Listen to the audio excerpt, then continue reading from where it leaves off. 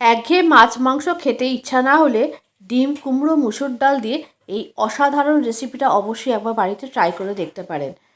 আপনারা যে কোনো দিনকে স্পেশাল করে তুলতে পারেন এমন একটা রেসিপি আপনাদের সাথে শেয়ার করব। ভীষণ ইউনিক একটা রেসিপি, বাচ্চা থেকে বড় সকলে ভীষণ ভালোবাসবে। আপনারা এটা লাঞ্চ বক্সে দুপুরবেলায় আপনারা নিজেদের লাঞ্চে বা টিফিন বক্সে আপনাদের হাজব্যান্ডে অবশ্যই কিন্তু দিতে পারেন। ভীষণ ভালো একটা ইউনিক রেসিপি, সেই রেসিপিটা আজকে আপনাদের সাথে শেয়ার করব। নমস্কার, আমি অন্তরা। আমার কুকিং পরিবারে আপনাদের সবাইকে জানাই অনেক অনেক স্বাগত।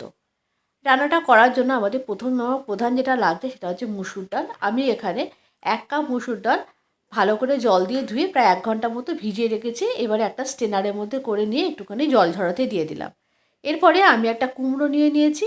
আর আপনাদের একটা জিনিস দেখাই, এই কুমড়োর ওপরে যে এই যে আমরা এটাকে অনেকে কেউ বলে বুকো, এই কুমড়োর মধ্যে যে এই যে দানাগুলো আছে এই দানাগুলো কিন্তু আমরা ফেলি না। এই দানাগুলো খুব ভালো করে ধুয়ে একটু রোদে শুকিয়ে রেখে দেবেন। দানার ভিতরে যে বীজগুলো থাকে সেগুলো কিন্তু খেতে বাদামের মতো লাগে, আর এগুলো কিন্তু খুব প্রোটিন আছে এই বাদামের এই বাদামের মতো এই দানাগুলোতে। তো সুতরাং এই কুমড়োর বীজগুলোকে অবশ্যই কিন্তু যত্ন করে গুছিয়ে রাখবেন। কুমড়োটাকে ভালো করে গ্রেটারে গ্রেট করে নিলাম। সবটা নিইনি, মানে কুমড়োটা 3 ভাগের 1 ভাগ নিয়েছি। ভালো করে গ্রেটারে গ্রেট করে নিলাম। এদিকে আমি মুসুর ডালটাকে খুব ভালো করে একদম মিহি পেস্ট করে নেবো। মানে খুব একটা একেবারে দানা দানাও থাকবে না, আবার খুব মিহি পেস্টও থাকবে না, এরকম একটা সুন্দর একটা টেক্সচার থাকবে। এরকম একটাভাবে মিহি এরকম ডালটাকে পেস্ট করে নেবো, কোনো রকম জল ছাড়াই। এক বিন্দুও জল দেবেন না, তাহলে কিন্তু জিনিসটা জল জলে হয়ে যাবে। তারপরে একটা বোলের মধ্যে ডালটাকে ঢেলে নিয়েছি, তার মধ্যে দিয়ে দিলাম গ্রেট করে রাখা কুমড়োটা। এরপরে আমি এর মধ্যে মানে যতটুকু ডাল নিয়েছি, 1 বাটি ডালের জন্য আমি এখানে 3টে ডিম নিয়েছি। তো আপনারা পরিমাণটা কম বা বেশি যেটা করবেন সেই হিসাবে ডিমটা নেবেন। আর এদিকে কিছুটা পেঁয়াজ আর লঙ্কা আমি কুচি করে নিচ্ছি।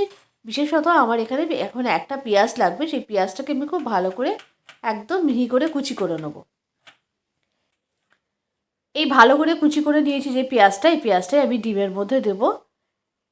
এরপরে আমি এই ডিমের মধ্যে আমি কিছু জিনিস মানে কিছু উপকরণ আমি এর মধ্যে মিশিয়ে নেবো।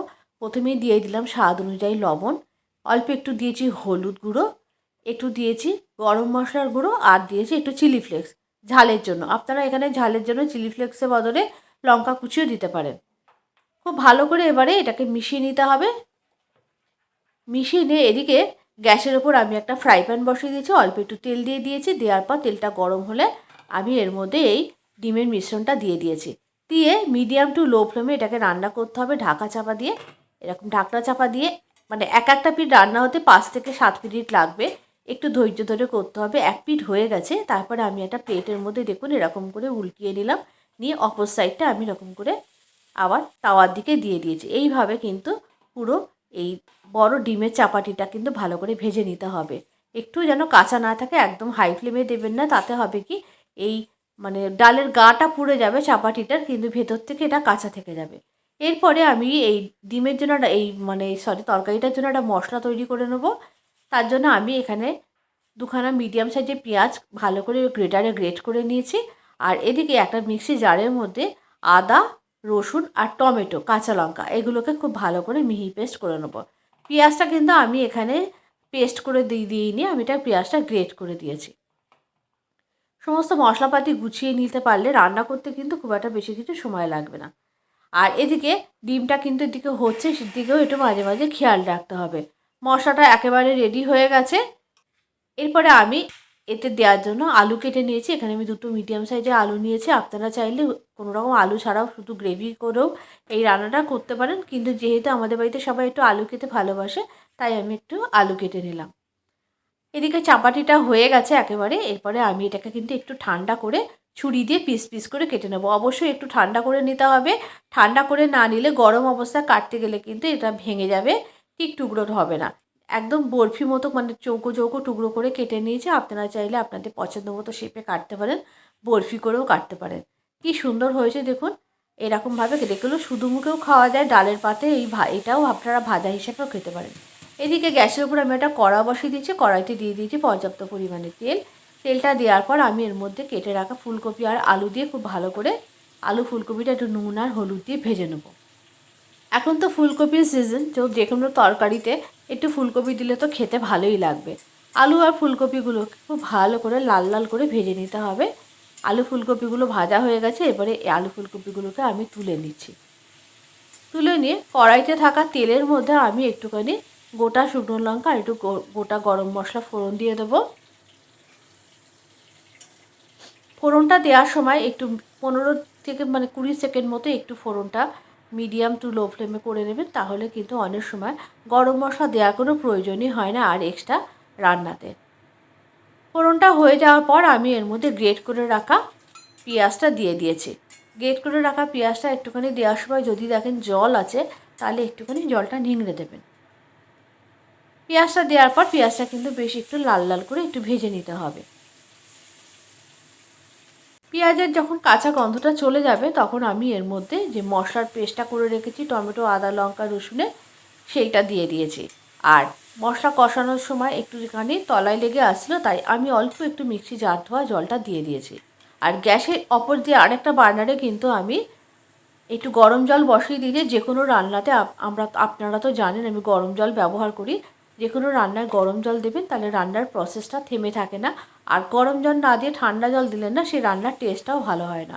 এই সময় একটুখানি নুন আর হলুদ দিয়ে দিতে হবে স্বাদ অনুযায়ী, যতটা প্রয়োজন নুন হলুদ দিয়ে মশলাটাকে খুব ভালো মতো কষিয়ে নিতে হবে। কষানোর পর এরপরে কিন্তু এর মধ্যে আমি যে ভেজে রাখা আলু আর ফুলকপি সেটা দিয়ে দিয়েছি। আর এই সময় দিয়ে দিয়েছি 1 মুঠো পরিমাণ কড়াইশুঁটি। অবশ্যই কড়াইশুঁটি দেবেন, এখন তো কড়াইশুঁটির সিজন আর বাজারে প্রচুর পরিমাণে কড়াইশুঁটি পাওয়াও যাচ্ছে। তো সমস্ত কিছু দেওয়ার পর আলু ফুলকপিও দিয়ে খুব ভালো করে মশলার সাথে কষিয়ে নিতে হবে। মশলার সাথে কষিয়ে নেওয়ার পর এরপরে গরম করে রাখা জলটা দিয়ে ভালো করে একটু ঝোলটাকে ফুটিয়ে নিতে হবে।